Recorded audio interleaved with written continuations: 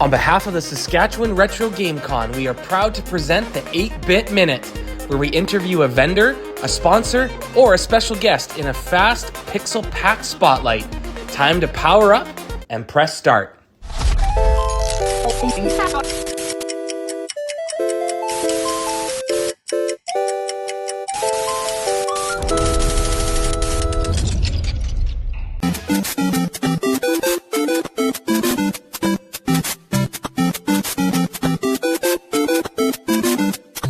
I guarantee you, for some people, this right away is taking you to a place, right? You hear that Super Mario theme song, and right away you are transported back in time.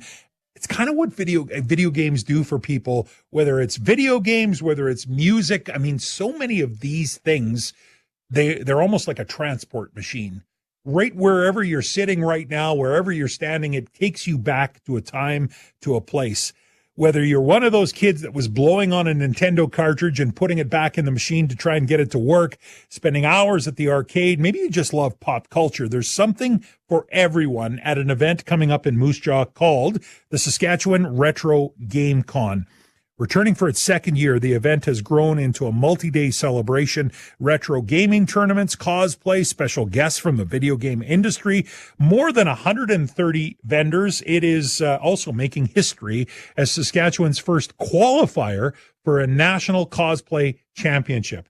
This is a big deal. Video games in general have been a hit for decades. Just the quality of the graphics in the game is what has changed over time. I'm very happy to have joining us Saskatchewan Retro GameCon co-creator Jared Dormer joining me in studio for a chat today. Jared, welcome to the show. Thank you so much for having me, Evan. I'm excited to be here. You know, I look at you walk into studio, you're equipped with some games, and I'm thinking, this guy's a kid. You're young. You're in your mid-30s. That's correct. But I said, for so many people thinking about retro video games, it's all relative. Like what a retro game is for me growing up is different than you, but it doesn't mean that there isn't that nostalgia there. It's 100%. And for us, we define retro as anything 20 years in the past and back. So, I mean, really, you're talking about games that came out in 2006, which even for me, I mean, I'm 36, that feels like yesterday. Right. And so, I mean, we all have that different feel of nostalgia, but there's always something to play, which is amazing. Gosh, I think back about, you know, some of, we had a ColecoVision.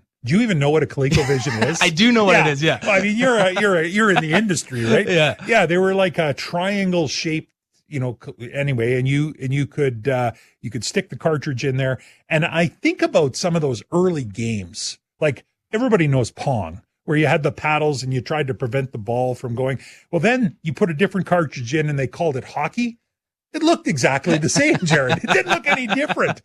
Tennis, exactly the same. Yeah. This is like a different iteration. Maybe they put a different goal on the screen or something, but we've come a long way. And I think that was the coolest thing in the 90s is you saw these huge leaps in graphics and technology and even the amount of people that could work on a game, right? You went from what you said, Pong and Coleco to 8-bit to 16-bit, and then the first 3D game was just mind-blowing. And I mean, you look back at those games now, and you're like, oh, maybe the graphics don't hold up. But that's where that nostalgia kicks in. And I think nostalgia really fills in those gaps that the graphics didn't. Yeah. And this industry, I mean, I'm guessing I'm not a gamer in this part of my life, but I've got a son who used to like to do it. Now I've got grandchildren.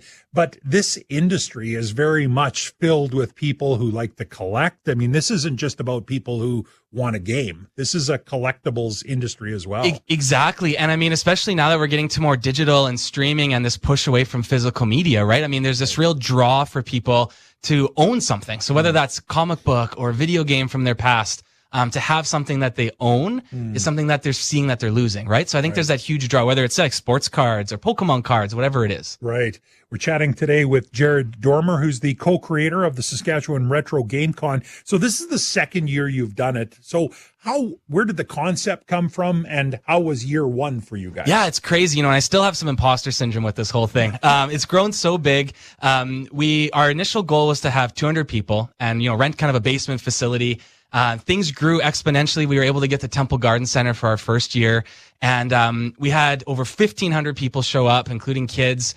The vendor space sold out. It was just an amazing thing. And it really came from us going to conventions across Western Canada and not seeing that really draw to the retro. Right. And so we saw things in Portland and Vancouver, and like, well, why don't we just do our own thing? And like, Right. let's make Moose Jaw a mecca for this. So have you always been like, were you into video games as a kid? I was, yeah. So my grandparents got our first Nintendo from, I think it was North Dakota, before it was easier to get in Saskatchewan, and played with my parents, kind of growing up with my friends. Then, you know, the Xbox Live and stuff you could play in university and across different areas. Sure. And then, you know, as you grow up, you kind of long for the past. Right. And that's where the collection comes in, right? And bringing people in to experience that retro again. You know, I told you this, but we have my grandson is 5 years old, and we got him a Switch, Nintendo Switch. So he loves this game. He's got Mario Kart and all of these different. But I also bought one of these. They're like a small compact system. You plug into the TV, and it's full of like 150 retro games. He looked at it and it was like, Grandpa, this sucks. Like, none of these games look cool by today's standard. I mean, it's a nostalgia thing for those of us who remember the games, but it's tough for a brand new kid who wants to see today's graphics and sounds and even just the visual clarity of it's crazy. Oh, it's dramatically improved, all of those things. And I think that's the cool thing with something like Retro GameCon is when you look at 20 years past, every year, you know, that retro level kind of hits another year. And so there's always something for everyone. I think we were talking briefly before the show about the PlayStation 2, which came out in the early 2000s. And I mean, for some people, that's their first system and they're just starting to collect that, right? Versus like the Coleco and the Nintendo. And so there's always a new collector every year looking for that retro. Yeah, there was Coleco, there was Atari, and I might have mixed up because I think I said Atari. Is Atari the one that was the triangle and Coleco was the square? Oh boy, they were all those big beasts of machines. Huge, right? They were.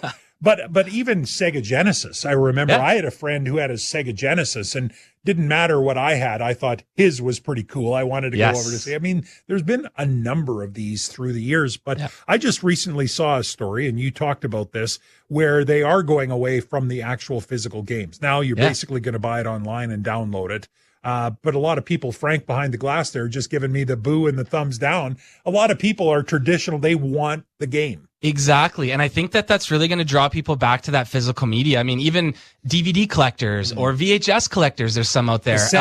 Yeah, exactly. I mean, it's just that idea that you own something. And my thing is like, if you can sell it at a garage sale, you own it. If you can't, then, you know, you're kind of losing that. And you're also losing that feel of being able to trade it with friends and being able to experience that. Yeah. Will you have sales at this show? Like, will some people actually have a table set up and they'll sell vintage games? 100%. So we have over 134 vendors from across Western Canada coming. And about 10 or 11 of those are just selling retro games specifically. So from Calgary, Edmonton, Regina, and Moose Jaw, and a few others. And I mean, also comic books, right? So I mean, if you're not a gamer, there's so many things that you can purchase. And that collecting scene is just crazy right now. And it's a time to get into it for sure. We're going to talk more about this. We've actually got Jared joining us right until 12 o'clock today. Jared Dormer, the co-creator of Saskatchewan Retro GameCon. But we are talking about retro video games. And in fact, in just a moment here, we'll open up the lines because I would love to hear whether it's your question or your story. It doesn't matter. We all have them. And I 100%. said, like for many, did you ever play arcade style games like in a restaurant, in a cafe? Was that ever a thing for you? For sure. And I mean, I think a little bit of that was maybe before my time. For me though, like really where that nostalgia comes is coming home from school. You know, my parents are making supper. You go downstairs, you play a game with some friends. Your parents join you. I remember with my mom laughing over Frogger, or my dad playing Zelda with me. And some of those memories just stick with you. And that's what we want at the Retro Game Con. Zelda, I remember that. I barely remember the game, but I think my son had that one. But you know, for me growing up especially in high school, went to high school in Belcaire, we had a couple of cafes in downtown Belcaire that each of them had about 3 arcade games. And one of them, one had duck hunting, I think, I still question the accuracy of it. And that's not just because my friend Garth would beat me at it every time, but Ms. Pac-Man, I mean, there would be a line of people waiting to play that game. And I think that's I actually had on one of our podcasts, we had Greg Sekundiak, who lives in Saskatoon, and he's a Pac-Man world champion. So he did a perfect game. And it's only one of 9, I think, in the world. And, he talked about having like a group of people watch you, right? Like at these cafes. Yeah. I think that's what's really missing in the new gaming world. Well, and I remember we had someone, and I can't even remember who it was, but in Belcaris that found a special spot on the Ms. Pac-Man game where they wouldn't eat you, right? So if you needed to kind of regroup, if you got to this special, it's like a hiding space in plain sight, right? Anyway, it's the weirdest thing. Well, and with that, I mean, I think that's some of the joy of those retro games is once it was made, that's how it was made. Now, I mean, kids wouldn't understand that because there's downloadable updates and upgrades, fixes. But, if there's a spelling mistake in one of these old games, that's what you get.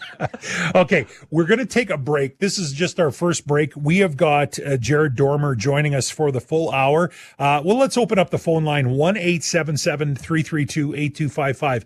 If you have a question, like you got a question about vintage video games or retro video games, we might be able to help you out there. But we're also interested in hearing your stories because it's almost like reliving part of your youth. We all have these stories. So I'd love to hear from you. 1-877-332-8255. Shoot us a text or give us a call. Phone lines are officially open. We'll take our first break and we'll be right back with Jared Dormer here on 980 CJME and 650 CKOM.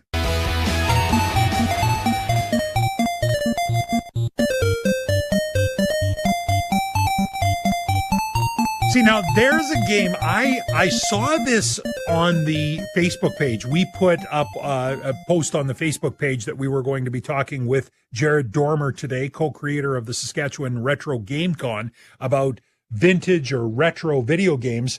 Bubble Bobble, I've never even heard of it. That's where that comes from. Frank is making the power fist. What, were you a champion at this or something? Frank's a big gamer, though, Jared. He's, I don't know if you know that, but hey, that's awesome. He's into it. So we've opened up the phone lines for you and the text lines, 1-877-332-8255. You want to join the conversation. Maybe you've got a question, or maybe you just want to talk about what game that was for you. By the way, my triangle, I couldn't tell. Well, Frank looked it up. It's the 76 Coleco Telstar. All right. That's what we had in the Bray household. 76. I would have been 6 years old. I don't know if we got it that year or got it the next year. But anyway, I remember thinking I was the coolest kid on the block. Well, you probably were. Well, maybe. I look back on it now and it's pathetic. The graphics suck on that thing. So let's talk a little bit more about this. So you've got a number of vendors coming to this GameCon, and we should talk about the dates. It's September. Yeah. It's September 12th and 13th in Moose Jaw at the Temple Garden Center. Yeah. So we have the curling space there rented, as well as the piece overlooking it, and we're trying to build it every year. Right. And you can go, by the way, the website is saskretro.com, yes, where you can find out. I was on the website this morning. You've got it's perfect. I mean, thank you. If you go to the website and you're not enticed to go to this, then I don't know what would entice you, because it does a good job. But let's talk about what you've got planned. You've got some special guests coming. Yeah, so it's our first year with special guests, and we really wanted to do something unique. I mean, a lot of conventions have special guests. We wanted to connect a video game tournament with the special guest. So if you compete in the tournament, you'll be able to play with either the the creator or the voice actor. And so one of them, Brian Colin, he is the CEO of Game Refuge and the creator of the game Rampage. So that was in arcade games. Or in arcade. Was that the gorilla? Yeah. His monsters like blowing up buildings and things. So he created it. He was also on set with Dwayne Johnson's movie, The Rock's movie, Rampage. I think it was in 2016. Yeah, right. Yeah, so he's coming to Moose Jaw. And one of the coolest things about that game that I didn't know about until I called Brian is Moose Jaw is one of the cities that you can destroy. Really? And so he's so excited to come. He said he wants to apologize to all of the residents of Moose Jaw and Saskatchewan that he destroyed Rampage. I wonder how they picked that out of all. I think he has family in Winnipeg, and so it was called Rampage World Tour. It came out for the N64 era. And so it's a world tour across cities, and Moose Jaw is one of the cities you can destroy. That's funny. Yeah. Well, we have got a number of texts that are already coming in. And like I said, we welcome texts. If you have a question, 1-877-332-8255. Alana was at this event last year. She said she's actually not a gamer, but she wanted to walk around the vendors. And she said they were selling croc charms. Those are those little, whatever they're called, that charms, I guess, that go on Crocs, right? Yes. In the holes. will you have that vendor back? Yeah, well, first of all, thanks for coming last year, Lana. I appreciate it. And yes, so we have over 130 vendors, again, from across Western Canada. And it's a celebration of all things pop culture. So video games, croc charms are making a comeback. Right. We even have a fossil company from Alberta that brings their fossils. So it's everything that's cool and nerdy. And like people make their own art and jewelry and comic books. So, and even some authors from Saskatchewan too. Is there value in old video games? I've got a couple of people texting saying, I've got a box of them here. I honestly thought about either throwing them out or putting them in the garage sale. Now I'm listening to you and I'm thinking, maybe I've got something here. Yeah. Is there value in old games?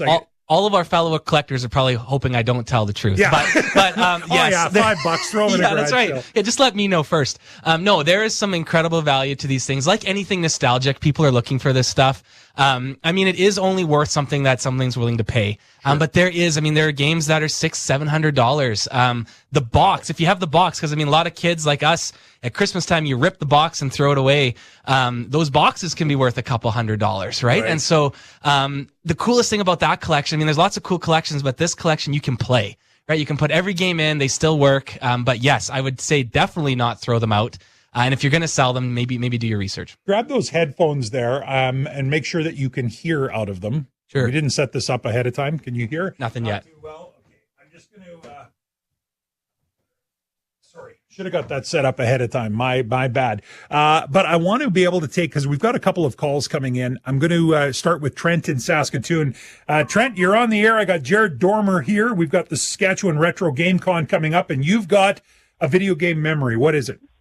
Well, as most of us, we got lots of the memories of the video games back then. You know, grow up with Pong and Atari and so forth.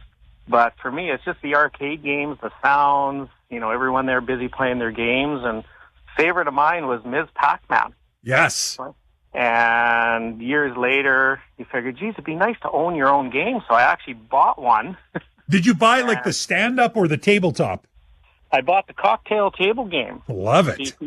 Because you used to play that in the pubs and that, and you could put your drink there and play the game. Yep. And next thing you know, you got a roll or two of quarters gone.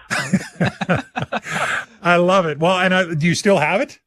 I still have it. Actually, it was an original one, and it kind of started to have some issues. So actually, I reached out to Greg Sekundiak of Twin Galaxy fame here in the city, and he rebuilt it for me. That's awesome. Well, you know Greg, don't you? Yeah. I just mentioned we had him on the podcast a few weeks ago about his Pac-Man World Champion getting the perfect game, which, I mean, again, I can barely get past the first 5 levels. So, I mean, pretty amazing to talk to someone like that. Yeah, and he was actually able to explain something to me, because I remember years ago, the more you play, the better you got. And one time I'm playing the game of my life, and I'm thinking, geez, this is going on forever. And all of a sudden the game froze on me. And it was this weird blue and red screen and that, and I thought I was more upset losing my quarter than anything. And I asked him about this when he's rebuilding my game, and he looks at me, he says, you hit the kill screen. And he explained what kill screens were. I'm like, no way. Like, that's pretty cool. That's awesome. Yeah, and so for those listening, and I'm not an expert in this, but a kill screen is kind of at the limits of the game's memory, right? So the levels keep changing or whatever, and then at that point the game starts glitching out because there's no other levels to go. So congratulations on that. Hey, Trent, you're 1 in a million. I like it. It was very weird, but it was kind of nice to find out what it was. Yeah. Well, I love it. And one quick question for your guest: do you know Warren Robinette? I don't. No. He was the guy, and my friends and I found this in Atari 2600 in a game. He put the first Easter egg in a video game. Excellent. So yes. What are we talking about when we're talking about an Easter egg in a video game? Yeah, so Easter eggs, they can be very subtle, or they can be something outright. So it's something that either the developers put in kind of as a nod to maybe a family member, and it's not really meant to be found, but then someone will find it. Or it can be as subtle as like the name of a character or something like that. Love it. Yeah. I love it. Well, Trent, this is good. Thanks for the call. Thanks. Appreciate having you on the program. So, phone lines are open. We're only half done. We've got Jared Dormer with us right until 12 o'clock. You want to talk old, vintage, retro video games? Now's the time. 1-877-332-8255. Rick, don't go away. You are up next right after the break here on 980 CJME and 650 CKOM.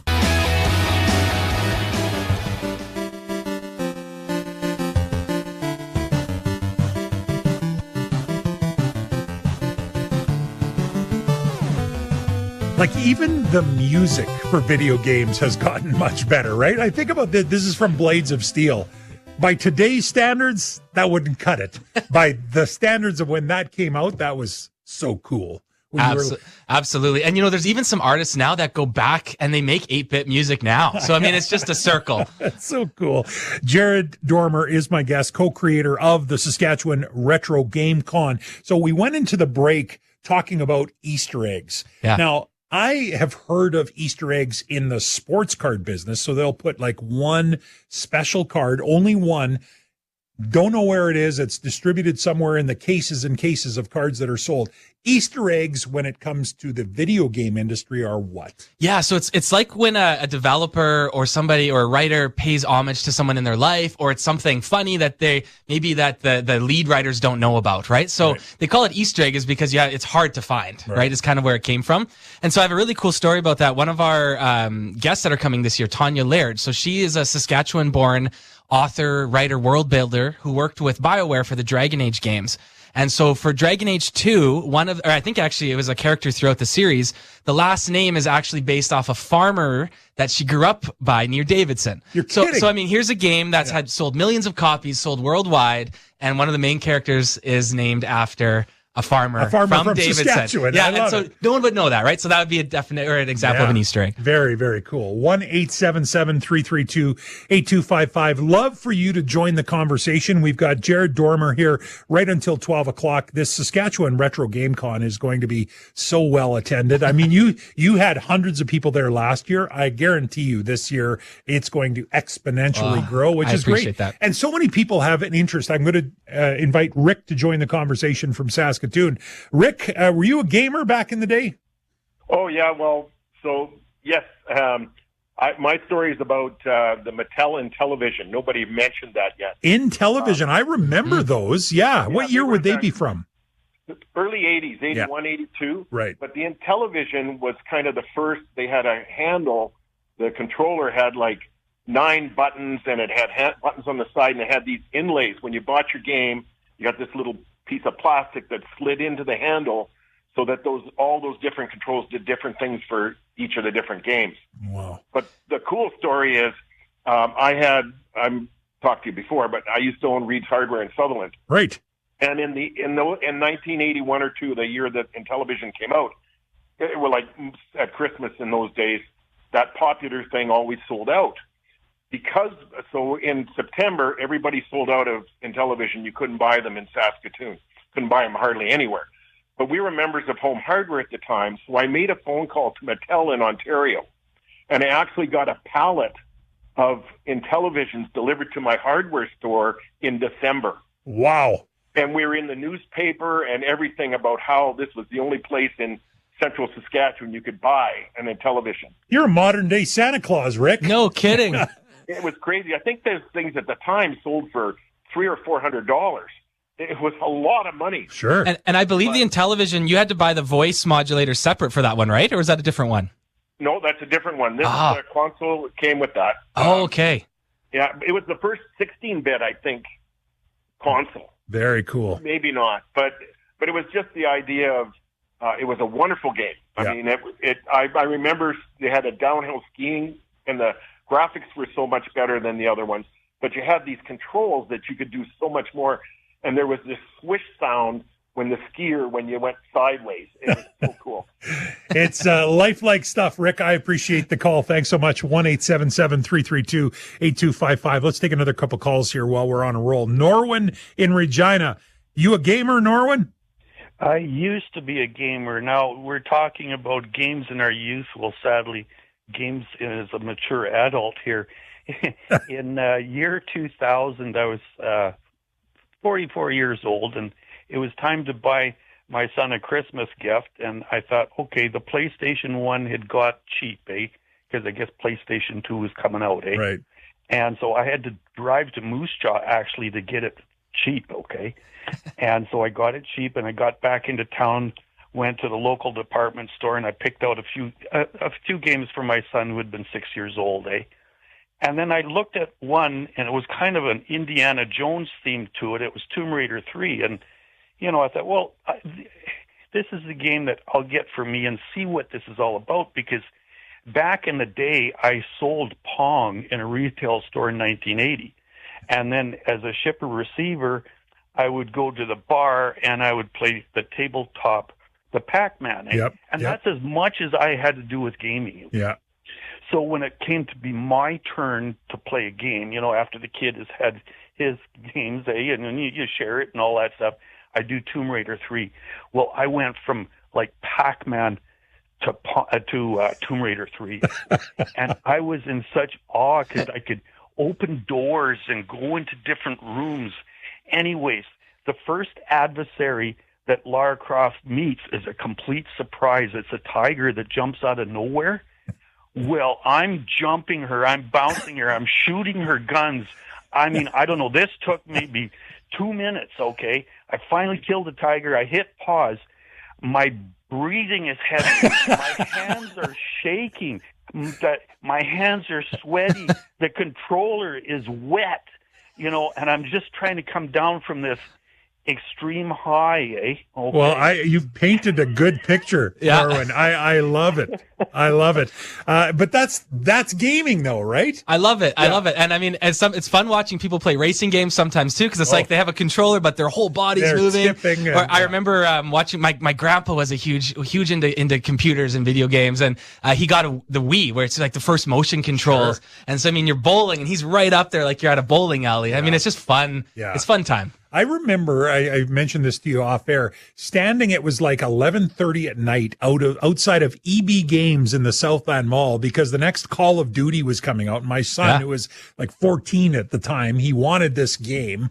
And like literally it was like a midnight release. Yes. Yeah. Midnight launches used to be such a big thing. And I think that's something too that the digital, I mean, you can see it as a pro or a con. If you download it digitally, you don't have to wait, right? Everyone gets a copy that's not in short supply like that other caller talked about. However, you do miss the hype. You miss you miss that seeing other friends waiting in line and things like that.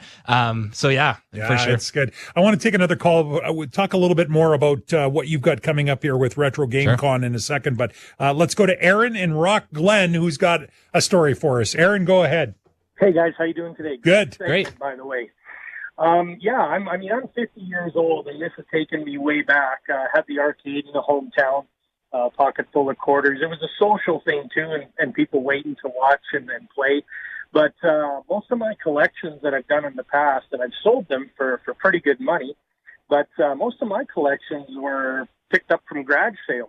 Yeah. And the thing that I learned, and as a collector, if you're listening, you'll understand this, is you never know who has what sitting in their house or down in the closets.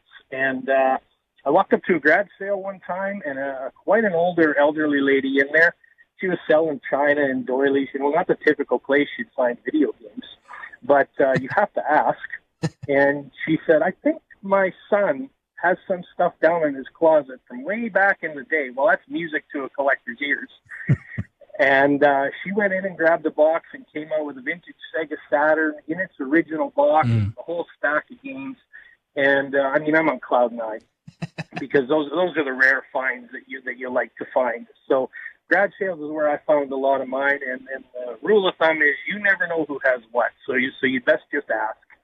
So good. Yeah. Aaron was smiling. Her son, not so happy when he heard about it. That's right. Yeah, maybe not today after he's listening. But I mean, I think that speaks to every collector across, right? I mean, whether it's Hot Wheels or comic books, it's that thrill of the hunt, right? You can go on eBay, you can buy it at, 100% value, but if you find something even at 60% value, you feel like you got this treasure. And again, the cool thing about video games is you can go home and play it, right? You can just pop it in and play it like it was just created yesterday. I'm kind of smiling as our caller was talking about buying a system for his son and then playing a video game himself, because when my son was young, it might have been a PlayStation 2, I can't remember, but we got Hot Shots Golf. Oh, I know that PlayStation, game. Do you? Yeah. So anyway, you could play 2-person, right? So he was always like, Dad, can we play this game? So I would sit there and play this game with him. Well, I found a couple of times he was at school. I'm on days off and I'm like, yeah, maybe I'll play a little Hot Shots. He'd come home. Dad, were you playing my video game? Yeah, I had a quick game on there. Yeah, I mean, that's what happens. Right? Oh, it's a family affair, and it's just it's great.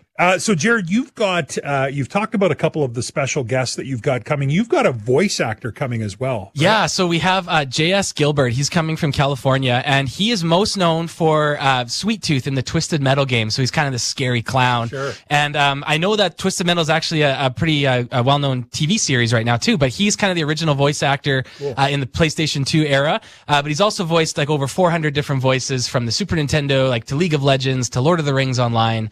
And so the cool thing again is we have a Twisted Metal tournament. So here's the voice actor of Sweet Tooth watching you play the game. And he's going to have some like special prizes and things too for it. Okay. We're going to take our last break. Jared Dormer is here right until 12 o'clock, but we are going to take more of your texts and calls. 1-877-332-8255. We'll talk a little bit more about this Saskatchewan Retro Game Con coming up in September, here on 980 CJME and 650 CKOM. Power Glove.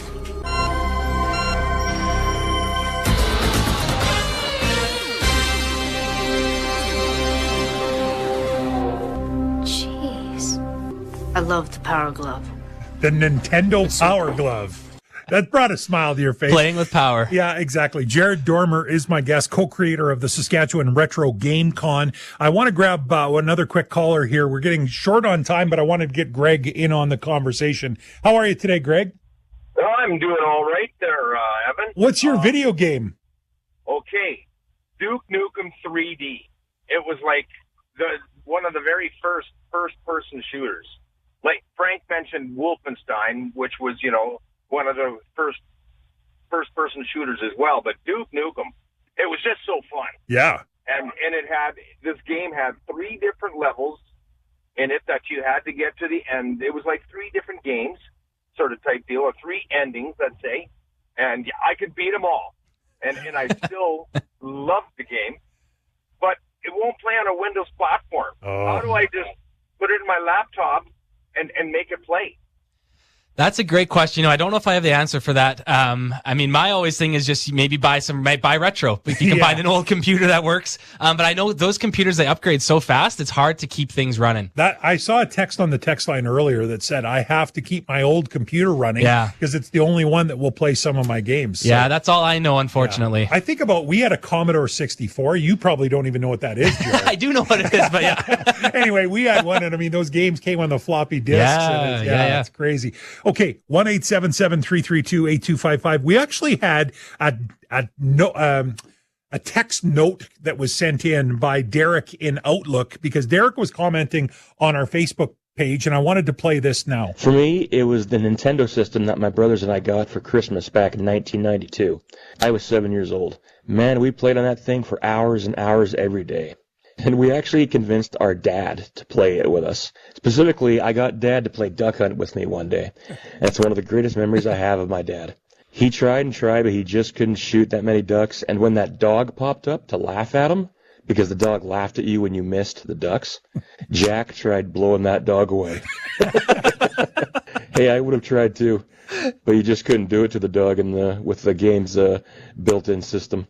That was the thing about my dad. He tried things that were out of his comfort zone to have fun with his kids growing up. Yeah. And perhaps what's even greater about that was that my dad was an older dad. He was 52 years old when I was born. Wow. I'll be 41 next month, and my dad passed away in 2013. I miss him every day. Yeah, I'm glad you've got that memory, and I mean that's such a cool story. I mean, how many parents get sucked into not only playing the video game, but then just like it becomes a bit of a passion for them too. I love it. And then to have the memory reverse itself, right? Yeah. And for the child to remember that with their parents. And I know, so for a quick example, as a collector, you like to have everything pristine, but I have a few of my Super Nintendo games that still have my initials written on it from my mom because she didn't want it to be traded. And I will not erase those off those games because it's just so awesome. Okay, Jared, we've got a couple of minutes left. Let's talk a bit more about Retro Game Con. So this is coming up in September. Yeah. At the Temple Gardens Mineral Spa. It's at the Temple Gardens Center. So we're home of the Moose Jaw Warriors. Sorry, my bad. No worries. Yeah, so it's 2 days, September 12th and 13th. Today's actually the last day for early bird tickets. So you can find all the ticket information at saskretro.com. When you come through the doors, you're going to be hit with waves of nostalgia. We have so much free-to-play stuff. The Moose Jaw gamers are putting on large free-to-play retro consoles. There's a gaming bus that's getting parked inside the convention center. We have the Interactive Computer Museum, so Commodore 64s are going to be up and running. You can even come get a tattoo. We have some tattoo artists. We have a free-to-play scavenger hunt for kids and adults based around Pokemon. So you go around to different vendors, and you can kind of build your team and things like that. And then the cosplay competition. So a huge piece of that. The winner of the Cosplay A, we're flying them out with hotels to Montreal in 2027 to compete in the national championship cool. for that. That's not something that's existed in Saskatchewan before. Not for the qualifier, no. And so we have such a wide variety of people that come to these things. We want to have something for everybody. We tried to keep it at a relatively low cost for that original or the base price. We also have ticket packages that have an original Nintendo game made part of Deja Vu Cafe in Moose Jaw. So a lot of listeners will go to Deja Vu. Now you can play the game on your original Nintendo. We have a cartridge that the game is being put onto. So that's pretty exciting. So what will that game be? Like, yeah, so it's kind of like a root beer tapper type of game. So people come to the bar and they ask for like chicken strips or chicken fingers or a deep fried pickle, and you have to get the right thing and give it to them. Yeah. And so it's a brand new game. It's about the GameCon, about Deja Vu, and it's on an original Nintendo cartridge. Very cool. Yeah. That's very cool. This is such a good topic. Like I said, I knew that we would get a ton of people texting in and joining the conversation because everyone likes to remember and think back, and that's what GameCon is going to do for them. I'd like to check in a little bit closer to the event, but Jared, this has been a great chat. Thanks for coming in. Thanks so much for having me. Take care. Jared Dormer, the co-creator of Saskatchewan Retro GameCon. If you want to go to the website, saskretro.com. And again, the event is coming up at Temple Garden Center in Moose Jaw, Saturday, September 12th, Sunday, September 13th.